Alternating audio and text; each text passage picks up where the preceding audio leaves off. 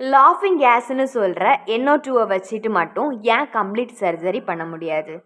Imagine பண்ணுங்க, ஒரு school எக்ஸாமில் ஒரு ஸ்டூடெண்ட்டுக்கு 100 மார்க்ஸ் தான் மேக்ஸிமம்.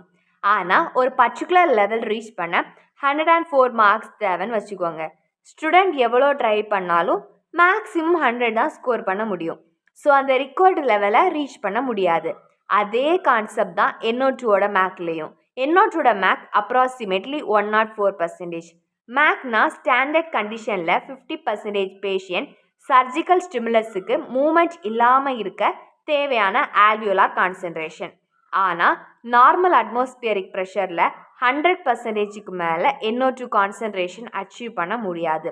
ஸோ NO2 மட்டும் யூஸ் பண்ணால் சர்ஜிக்கல் அனஸ்தீஷியாவுக்கு தேவையான லெவலை ரிலையபிளி ரீச் பண்ண முடியாது.